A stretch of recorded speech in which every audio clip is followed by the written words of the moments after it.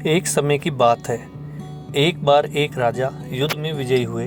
राजा ने उस हसीन पल को अपनी प्रजा के साथ गुजारने की सोची और प्रजा को उपहार देने की इच्छा व्यक्त की। राज दरबार लगाया गया और सभी प्रजाजनों को एकत्रित किया गया।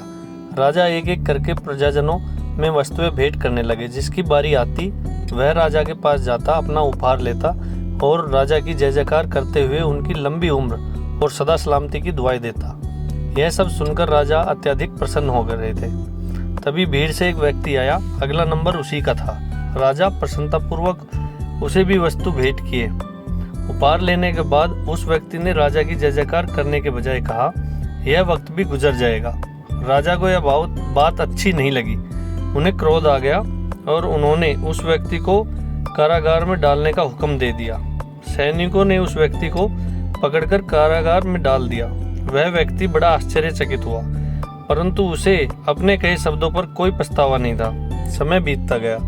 राजा अपने महल में भोग विलास में व्यस्त हो गए। अचानक पड़ोसी देश के एक राजा ने इस राजा के राज्य पर आक्रमण कर दिया, जिससे राजा की हार हुई और इन्हें बंदी बनाकर कारागार में डाल दिया गया। समय बीतता गया।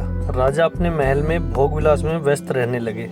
अचानक पड़ोसी देश के राजा ने इस राजा के राज्य पर आक्रमण कर दिया, जिससे राजा की हार हुई और इन्हें बंदी बनाकर कारागार में डाल दिया गया। कारागार में राजा बहुत दुखी और परेशान थे। फिर अचानक उन्हें उस व्यक्ति की कही हुई बात याद आई, यह वक्त भी गुजर जाएगा। राजा को थोड़ी तसल्ली हुई और वे उस पल को अपनाने लगे।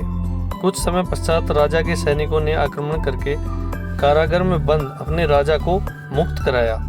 राजा सबसे पहले उस व्यक्ति को मिलने की इच्छा व्यक्त की, जिसे उन्होंने कारागार में डालने की सजा सुनाई थी। उस व्यक्ति को राजा के सामने प्रस्तुत किया गया। राजा ने उस व्यक्ति से क्षमा मांगी और ढेर सारे उपहार देकर अपने महल से बाइज्जत विदा किए। तात्पर्य यह है, अक्सर हम अपने जीवन में छोटी छोटी चीज़ें और घटनाओं से बड़ी जल्दी खुश हो जाते हैं और बड़ी जल्दी घबरा भी जाते हैं, परंतु सत्य यही है, न वह किसी खुशी ज़्यादा दिन रहती है और न ही दुख, जिससे हम अपनी किस्मत को कोसते रहते हैं। वास्तव में सत्य तो यही है कि इस नश्वर संसार में कुछ भी स्थिर नहीं है।